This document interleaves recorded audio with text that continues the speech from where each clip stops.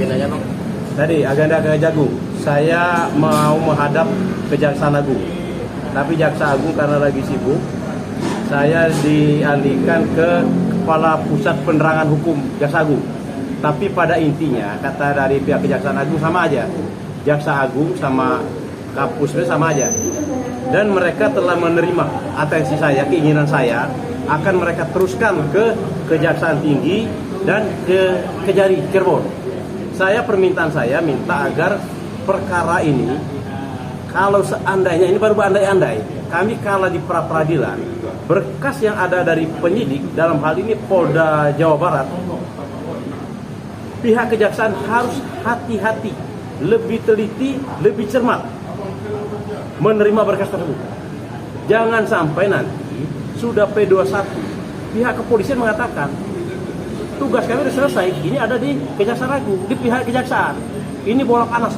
Jangan sampai terulang lagi seperti kasus yang tahun 2016. 2016 ini mas, setelah saya membaca putusan pengadilan, putusan pengadilan ini mengatakan mas, perkara ini awalnya adalah kecelakaan tunggal.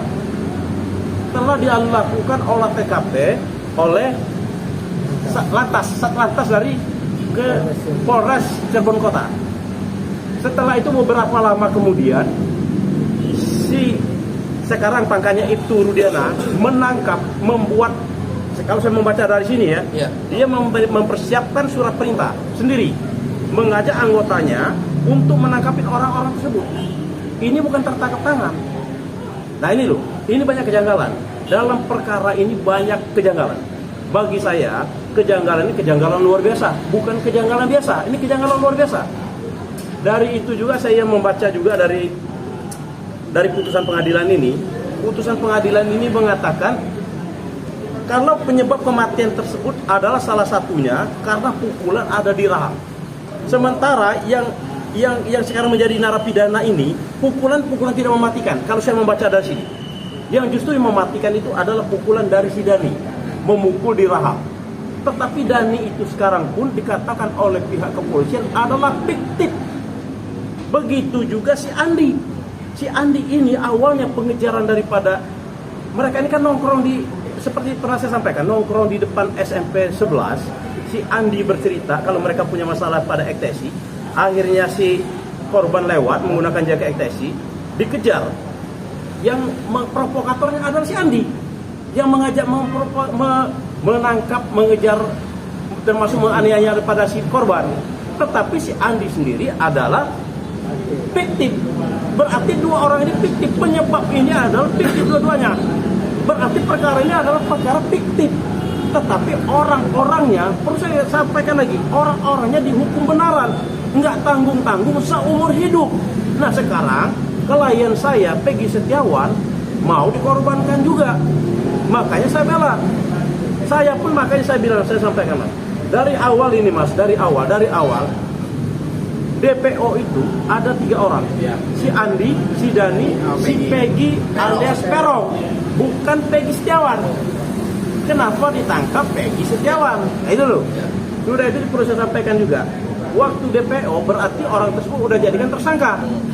Klien saya Peggy Setiawan dijadikan tersangka pada tanggal 22 kemarin. Ini menjadi lucu mas, ini lucu. Makanya saya mengharapkan ke Presiden bentuk tim pencari fakta apa yang disampaikan oleh Bang Hotman. Saya dukung. Bang Hotman itu adalah ini kuasa hukum daripada korban. Meminta tim pencari fakta biar ini terungkap semua terang benderang. Jangan hanya semata-mata kita Peggy aja kita perjuangkan. Saya kasihan, ini masalah saya, ini kepastian hukum, nggak tanggung-tanggung seumur hidup. Biar tidak ada, maksud saya ada menjadi pertanyaan-pertanyaan, banyak sekarang pertanyaan-pertanyaan orang terhadap perkara ini.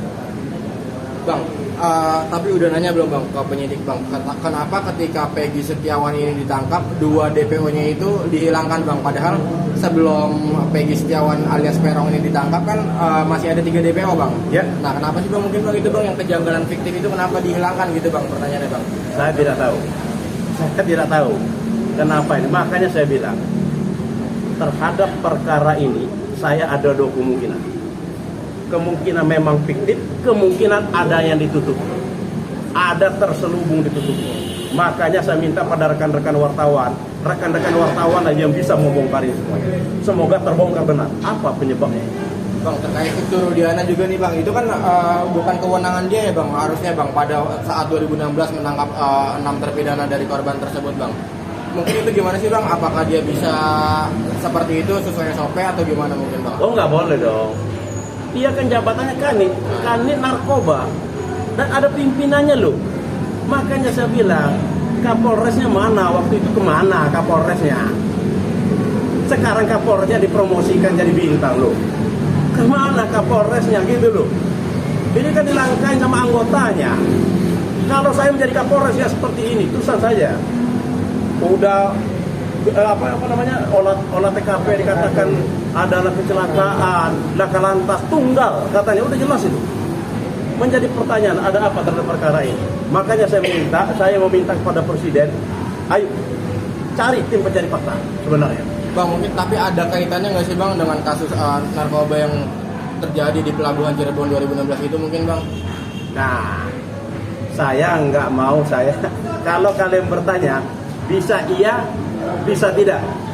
Ya kan gitu kan? Nah, dan kalian bertanya juga, kenapa dia matinya Peggy ini kan gitu Bang, matinya si ini, siapa meninggalnya si Eki ini. Tadi pertanyaan gitu kan? Yeah. Karena ada apa namanya? Dugaan narkoba itu kan? Iya. Makanya saya bilang, agar ini terbongkar semuanya, bentuklah tim pencari fakta. Intinya sana. Kejanggalan yang paling menonjol dari kasus ini apa sih Bang? Mungkin Bang, menurut Abang sebagai kuasa hukumnya Peggy Bang? Kejanggalan.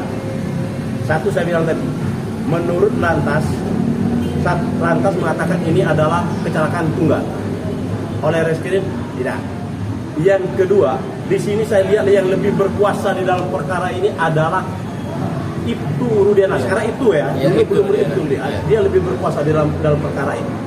Yang ketiga, kejanggalan saya, si Dani dan si Andi, dialah pelaku utama, dialah penyebab semuanya, termasuk dia ikut memperkosa, tetapi dia dijadikan victim. Ini Mas, ada apa terhadap perkara ini? Ada apa? Mari kita sama-sama kita bongkar. Bang, ini kan 6 terpidana ini kan kalau dari preskon tim Oto Hasibuan kemarin kan mengatakan bahwa saksi-saksinya itu mereka semua terpidananya nginep di rumah Pak RT Bang. Tidak ada di TKP waktu lokasi pembunuhan Bang. Akan tetapi mereka ditangkap paksa oleh Rudiana. Itu gimana sih Bang? Ya, betul. Makanya saya bilang tadi, di sini kan saya bilang benar-benar harus kita kerjakan betul. Termasuk tim pencari fakta, harus tim pencari fakta loh. Kalau saran saya harus pencari fakta. Kalau memang benar-benar mau kita buka, tapi kalau kita hanya mau samar-samar ya, udah kita jalannya aja seperti ini. Tapi kasihan loh. Ingat saya bilang, menzolimin orang itu dosa besar. Ini zolim loh, sangat zolim dalam perkara ini. Abang sendiri sebagai kuasa hukum Peggy Setiawan punya nggak sih Bang bukti-bukti bahwa Peggy Setiawan ini tidak terlibat dalam kasus ini Bang? Jelas ada dong. Saya nggak boleh bicara kita mengatakan ini, hanya mengatakan dia tidak terlibat. Satu, waktu kejadian perkara tanggal 27 Agustus 2016, Peggy Setiawan ada di Bandung. Nanti kita datangkan ke saksi-saksinya. Itu. Yang kedua, apa dikatakan DP oleh polisi itu tidak sesuai dengan ada yang pada diri Peggy Setiawan. Yang ketiga, banyak Mas, pokoknya banyak, sangat banyak. Dan saya berkeyakinan Peggy Setiawan bebas. Berarti Abang sendiri yakin atau Abang punya senjata pamungkas nih untuk membebaskan atau menyatakan bahwa Peggy Setiawan itu tidak bersalah Bang? Tidak pakai senjata pamungkas pun Peggy Setiawan bebas. Tidak usah pakai senjata pamungkas. Bang, ini mengenai soal pra-peradilan sendiri katanya sebentar lagi mau disidangkan juga ya Bang? Ya, tanggal 24 ini. Oh, tanggal 24? Ya. Di Bandung berarti Bang? Di Bandung. Abang berarti akan menghadiri? Oh iya, bukan menghadiri, saya akan memperjuangkan Peggy Setiawan di dalam tim itu. Artinya memang untuk sekarang ini sudah mulai ada titik terang ya Bang ya dalam kasus Peggy Setiawan sendiri Bang? Bukan dari sekarang ini, dari kemarin sudah titik terang Peggy Setiawan. Dari kemarin waktu saya melihat perkara ini sudah ada titik terang. Memang Peggy Setiawan tidak terlibat. Itu. Bang, respon keluarga besar Peggy gimana Bang? Gimana? Respon keluarga yang besar Peggy. Respon keluarga Peggy mungkin gimana sih Bang? Ya, optimis. Kami bisa bebaskan. Optimis. Memang dia, semoga, saya bilang, semoga kamu tahu jaring laba-laba. Tahu kan? Jaring laba-laba itu yang kena itu apa? Nyamuk, lalat. Kalau kebo yang lewat, hancur jaringnya kan. Nah, jangan sampai maksud saya bicara dalam ini istilahnya jangan sampai hukum ini seperti itu. Jangan sampai yang kena hanya yang kecil-kecil, orang-orang kecil. Kasihan. Sebab saya orang kecil juga, makanya saya berulang kali saya sampaikan. Setiap saya datang nongkrong di tukang parkir menyamparin saya, Bang, bantu Peggy Setiawan, Bang. Kasihan, Bang, kami orang tidak punya, nanti kami menjadi korban juga, Bang. Jangan-jangan nanti, Bang, dengan modal KTP aja, Bang, dengan pengakuan saksi-saksi, ada orang yang meninggal, kami dituduh dia membunuh, Bang. Di tukang parkir. Saya nongkrong di warung kopi, begitu juga mereka menyampaikan, Bang, jangan hanya modal ijazah, kata mereka, modal ijazah dan keterangan saksi yang tidak dapat dipercaya, kami bisa jadikan tersangka, padahal orang lain yang bunuh. Nah inilah Mas, ini Mas, permintaan dari masyarakat kecil seperti itu pada saya, Mas. Berarti langkah selanjutnya gimana Bang mungkin Bang? Dari Abang sendiri Bang. Kami sebenarnya sudah berulang kali menyampaikan kepada Polda Jawa Barat. Saya dengan hormat tuh Kapolda, ini ditangguhkan dulu, dibebaskan dulu, silakan lakukan penyelidikan. Kalau memang tidak terbukti, kita gentleman. SP3 kan dong. SP3 kan perkara ini. Kenapa mesti harus kita malu-malu? Kesatria dong. Kesatria, gitu aja Mas. Nggak usah lah, maksudnya nggak usah kita terlalu paksakan. Nggak usah. Saran saya seperti itu.